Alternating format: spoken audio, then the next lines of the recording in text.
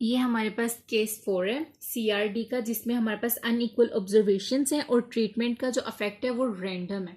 ठीक है, आपने ये बात अपने लाजमी जहन में रखनी है कि जब भी हम ट्रीटमेंट का अफेक्ट रैंडम ले रहे होते हैं, इनके जब रैंडम वाला केस सोल्व कर रहे होते हैं, तो उसमें हमने यहाँ पर टू ऑल सीपी टर्म्स ही लिखनी होती है, क्योंकि वो बाद में एक्सपेक्टेड वैल्यू लेने के बाद वो सारी टर्म्स ही जीरो बन जाती हैं। तो इसी तरह अगर हमारे पास इक्वल का भी केस है तो भी हमने टू ऑल सीपी टर्म्स लेनी है, जबकि यहाँ पर हमारे पास रैंडम अफेक्ट हो। ठीक है, अफेक्ट जो है वो रैंडम हो। तो इसी तरह अनइक्वल में भी आपने सेम ही करना है। Let start. हमारे पास सीआरडी का जो सबसे पहले हमारे पास मॉडल है वो हमारे पास ये है। ठीक है, अब हमें पता है कि हम लोगों ने प्रूव क्या करना है, प्रूव हमने ये करना है। ठीक है, ये हमारे पास सिग्मा स्केयर के इक्वल होता है। अब ये कुछ चीजें, इनकी कुछ टर्म्स हैं वो हमें पता होनी चाहिए कि समीशन आर जे है वो हमारे पास इक्वल होगा आर के, और जो कैपिटल आर है। ठीक है, और कैपिटल आर को हम एन से भी डिनोट करते हैं। आर जो होता है वो आर के, यानी कि आर के मतलब जब हम इसको सोल्व कर रहे होते हैं तो हम ये वाली टर्म को बहुत ज्यादा यूज कर रहे होते हैं। और आर जे अल्फा जे जो होता है वो जीरो के इक्वल होता है जब हमारे पास ट्रीटमेंट जो अफेक्ट है वो रैंडम ना हो, यानी कि फिक्स्ड हो, ये तब का है। ठीक है, यहाँ पर ये यूज नहीं होना, लेकिन मैंने फिर भी यहाँ पे लिखा है ताकि पता होना चाहिए कि इन दोनों में डिफरेंस क्या है। अब यहाँ पर हमारी जो अजम्पशंस यूज हो रही हैं, जब हमारे पास ट्रीटमेंट अफेक्ट जो है रेंडम है, तो हमारे पास अजम्पशंस ये यूज होंगी कि अल्फा जे का जो एक्सपेक्टेड वैल्यू वो जीरो के इक्वल होगी, उसका जो स्केयर है वो हमारे पास सिग्मा स्केयर अल्फा के इक्वल होगा, और उसका जो कोवेरियंस है वो हमारे पास जीरो के इक्वल होगा। और जो एप्सिलॉन की अजम्पशंस हम यूज करेंगे वो हमारे पास ये होगा। सबसे पहला जो स्टेप है वो हमारे पास करेक्शन फैक्टर है। करेक्शन फैक्टर हमने फाइंड करना है। करेक्शन फैक्टर फाइंड कैसे करना है कि सबसे पहले हम जी लेंगे और जी का उसके बाद स्केयर लेंगे डिवाइड बाय आर के, और उसके बाद हम इसके एक्सपेक्टेड वैल्यू ले लेंगे। सबसे पहला स्टेप क्या है, जी का स्केयर लेना है। सबसे पहले हमने जी लेना है। जी हम कैसे लेंगे, ये हमारे पास जी लेने का मतलब फॉर्मूला होता है। जी का जो फॉर्मूला होता है वो ये होता है। हमने यहाँ पर अपना मॉडल लिखा, ये हमारा मॉडल है, हमने यहाँ पर अपना मॉडल लिखा। उसके बाद जब हमने ये इसको अप्लाई करवाया तो यहाँ पर आर जे मल्टीप्लाई हो गया, उसके बाद के और म्यू आ गया। उसके बाद नेक्स्ट स्टेप में क्या है कि उसके बाद ये जब आर जे जो अल्फा जे पे अप्लाई होगा तो ये हमारे पास आर जे वैसे ही आ जाएगा, और जो समीशन के है वो इस पे भी अप्लाई हो जाएगा। आपको पता है आर जे और के किसके इक्वल होता है, कैपिटल आर के। और आप इसमें ऐसा भी कर सकते हैं कि यहाँ पे आर जे लिखा और ये जो समीशन के है ये इसकी टर्म नीचे जे होती है, यहाँ पर आई होता है। ठीक है, और यहाँ पर जी होता है।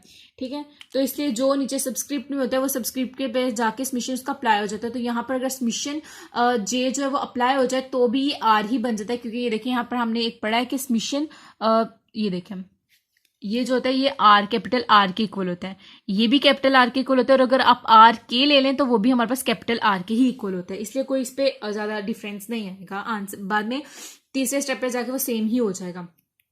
दोनों मेथड ठीक है। अब यहाँ पर आपने किया, ठीक है। उसके बाद नेक्स्ट स्टेप आपने क्या करना है कि जब इस पे अप्लाई किया तो वो समीशन वैसे ही अप्लाई हो गया आरजे, और फिर उसके बाद के साथ वैसे ही अप्लाई हो गया।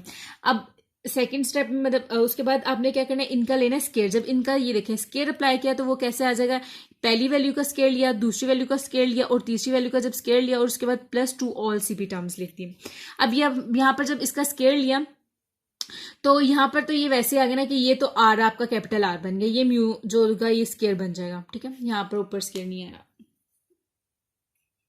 ठीक है, यहाँ पर आप देखें कि हमारे पास ये टर्म थी, यहाँ पर अल्फा जे का हमारे पास फॉर्मूला किसके इक्वल होता है, अल्फा जो स्केयर में हो, अल्फा जे समीशन के ऊपर स्केयर हो तो फिर हम ये वाला फॉर्मूला यूज करते हैं, और ई आई जे यानी कि ये वाला जो इसका जो फॉर्मूला है वो ये है। तो हम क्या करेंगे कि सिर्फ ये वाला जो फॉर्मूला है वो हमने नीचे यहाँ पर पुट कर दिया। ये देखें यहाँ पर पुट किया, ये वाली पूरी टर्म यहाँ पर आ गई। ये आर स्केयर ये वाला है, उसके बाद ये आर जे जो इनके वो इसके साथ भी मल्टीप्लाई होगा, फिर उसके बाद इस टर्म के साथ भी वो मल्टीप्लाई करा दिया, फिर उसके बाद ये जो आर जो इसके साथ मल्टीप्लाई कराया तो ये आ गया। उसके बाद हमारे पास नेक्स्ट जो है ये जो हमने इसका जो फॉर्मूला है वो हमारे पास ये है, हमने ये सिर्फ फॉर्मूला लिखा और बाकी 2+2 ऑल सी भी टर्म्स लिख दी। अब इनको डिवाइड बाय करना है आर से, कैपिटल आर लिख लो या आर के लिख लो। जब इसको अब आर से भी हमने किया, कैपिटल आर से कर लें जिससे भी करनी है। ठीक है, तो ये तो एक आर तो कट हो गया। ठीक है, अब पीछे सिर्फ एक आर रह गया, म्यू स्केयर आ गया। यहाँ पर क्या होगा कि आर स्केयर जी है। ठीक है, बाकी यहाँ पर कैपिटल आर हमने वैसे लिख दिया, ये टर्म वैसे ही लिख दी। उसके बाद यहाँ पर भी ये पूरी टर्म सिर्फ डिवीजर में हमने आर लिख दिया, डिवाइजर में, और बाकी ये हमारी जो टर्म है वो हमारे पास ये आ गई, ये वाली टर्म ये आ गई। ठीक है। नेक्स्ट स्टेप में उसके बाद ये हमारे पास है, ये देखें ये वाली पूरी टर्म ये आ गई, ठीक है। इस पे सिर्फ आर डिवाइड किया है, बाकी ये पूरी टर्म ऐसे आ गई। ये यहाँ पर प्लस नहीं है, ये मल्टीप्लाई, यानी कि देखिए ये इसके साथ मल्टीप्लाई हो रहा है ना, तो यहाँ पे कुछ भी नहीं सिंबल आना है, ये बाकी पूरी टर्म वैसे ही लिखती है। प्लस जब इस पे किया तो ये आ गया, उसके बाद जब इस पे किया तो वो 2 के ओवर आर लिख दिया, बाकी 2 ऑल सीपी टर्म्स ऐसे लिख दिया। जब इस पे एक्सपेक्टेशन अप्लाई करवाएंगे बोथ साइड पे तो ये ऐसे आ जाएगा, ये भी as a constant treat, sorry इसमें हमारे पास ये अल्फा जे है, तो इस टर्म पे जाके हमारे पास समेशन अप्लाई हो गया, और यहाँ पर हमारे पास जो होगा वो इस वैल्यूज पे आके एक्सपेक्टेशन अप्लाई होगी। यहाँ पर मैंने समेशन बोल दिया, एक्सपेक्टेशन था, ठीक है। एक्सपेक्टेशन इस पे अप्लाई हुई, फिर उसके बाद यहाँ पर एक्सपेक्टेशन इस वैल्यू पे अप्लाई होगी, यहाँ पर इस वैल्यू पे एक्सपेक्टेशन अप्लाई होगी, फिर उसके बाद इस पे होगी, ये भी 0 बन जाएगा, ये भी 0 बन जाएगा। पीछे हमारे पास ये रह जाएंगे, ये तो आ जाएगा सिग्मा स्केयर, ठीक है। नजर आ रहा है, आइए देखें ये वाली जो टर्म है ये हमारे पास बन गई सिग्मा स्केयर, और ये भी 0 बन जाएगी। फिर हमारे पास ये देखें पहले ये टर्म वैसे ही आ गई, इसके बाद ये हमारे पास सिग्मा स्केयर अल्फा आ गया, ये आ गया, ये 0 बनने की वजह से पूरी टर्म ही 0 बन जाएगी। उसके बाद ये जो है ये सिग्मा स्केयर आ जाएगा। ये डबल समेशन जब इस पे अप्लाई करेंगे तो ये कैपिटल आर के इक्वल होता है, ये आर इस आर से कट हो जाएगा, और उसके बाद यहाँ से आर जे स्केयर है, ये एक आर जे कट होगा, यानी कि यहाँ पर सिर्फ एक आर आ जाएगा, आर जे आ जाएगा, और नीचे सिर्फ एक के आ जाएगा, और बाकी सारी टर्म ऐसे ही आएगी, ये तो वैसे ही वैनिश हो जाएगी। ये देखें कटिंग वगैरह करने के बाद हमारे पास रिमेनिंग ये टर्म आई। इसके बाद अब देखें ये के इसके से कट किया क्योंकि यहाँ पर समेशन था, ठीक है, तो और बाकी हमारे पास ये आ गया, समेशन के आ जाएगा। समेशन जब इस पे सिग्मा स्क्वायर पे अप्लाई होगा ये इसके साथ कट हो जाएगा ये के इसके साथ अप्लाई होगा। और नेक्स्ट फिर हम क्या करेंगे कि हमारा जो expected value of correction factor आएगा वो देखिए, ये जो कैपिटल आ रही है हमारे पास आर जे के इक्वल होता है, आप इसके इक्वल भी कर दो, आप इसके इक्वल भी कर सकते हो, वो उसमें कोई मतलब आगे जाके आपको कोई प्रॉब्लम नहीं आएगी, सेम ही आंसर्स आएंगे। ये आ गया, ठीक है। अब हमने सेकंड स्टेप में क्या करना है, total sum of square find करना है। ये हमारे पास टोटल सम ऑफ स्क्वायर का फॉर्मूला है। सबसे पहले हमने ये फाइंड करना है, यानी कि हमने अपना मॉडल जो है उसका हमने लेना है स्क्वायर। स्क्वायर लेने के बाद उस पर डबल समेशन अप्लाई करवा देनी, एक आरजे और फिर दूसरी बात उसके बाद के। मॉडल लिखा उसका स्क्वायर लिया, मॉडल का स्क्वायर जो होगा वो म्यू स्क्वायर प्लस ये अल्फा जे स्क्वायर, फिर हमारे पास इसका स्क्वायर प्लस 2 इन दोनों का स्क्वायर, ठीक है। यानी कि आप यहाँ पर 2 ऑल सीपी लिख दें, ये सारी टर्म्स हैं, वो बाद में जाके वो सारी 0 बन जाती हैं, इसलिए हम उसको पहले भी लिख सकते हैं, ठीक है। उसके बाद यहाँ पर जब हमने समेशन अप्लाई करवाया है तो समेशन हमारे पास क्या आ गया कि आर जे और फिर उसके बाद ये वाला की आ गया, ये तो हमारे पास कैपिटल आर के इक्वल होता है, म्यू स्क्वायर आ गया। उसके बाद यहाँ पर पहले आर जे अप्लाई किया और बाद में समेशन इस पे अप्लाई कर दी। उसके बाद हमने यहाँ पर जब डबल समेशन अप्लाई कर दी, बाकी ये 2 ऑल सीपी टर्म्स वैसे ही हमने लिख दी।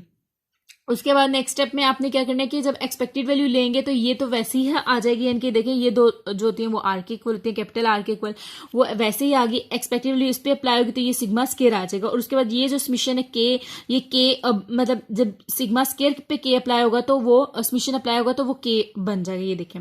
और उसके बाद जब यहाँ पर ये स्टेप करेंगे परफॉर्म करवाएंगे तो यहाँ पर क्या होगा कि ये हमारे पास सिग्मा स्क्वायर के इक्वल आता है, वो आ जाएगा।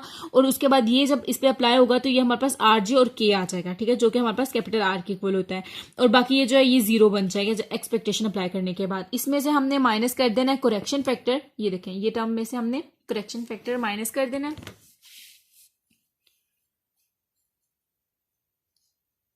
ये देखें हमने इस ये देखें 0 को खत्म किया, ये आ गया इक्वेशन 2। इसमें से हमने करेक्शन फैक्टर को जब माइनस किया तो हमारे पास ये टर्म रिमेनिंग आ गई।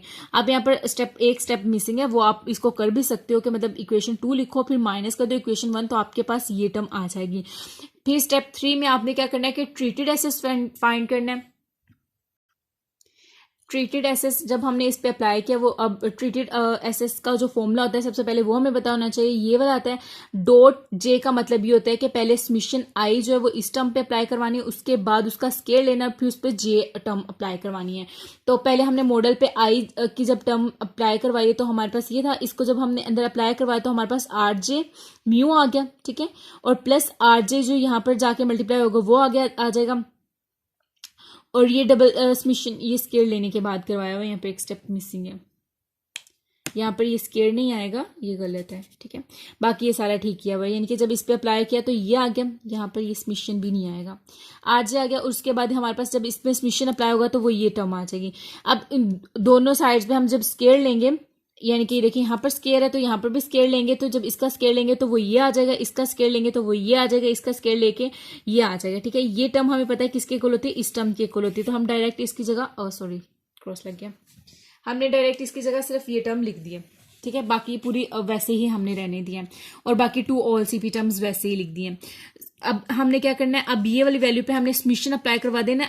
ये आयत में काम कर रहे थे, अब हमने इसमें जे टर्म जो है वो यानी कि यहाँ पर समिशन अप्लाई करवा देना ये वाला, और डिवाइड करवा देना आर से।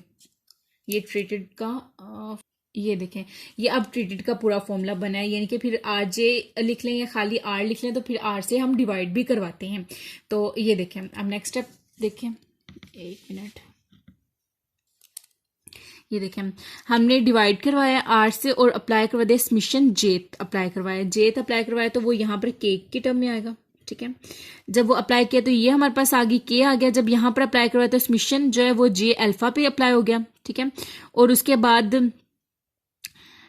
नेक्स्ट स्टेप में क्या हुआ है, यहाँ पर ये देखें, ये एक थोड़ा सा गड़बड़ कर दिया, यहाँ पर समिशन ये नहीं आता, ठीक है।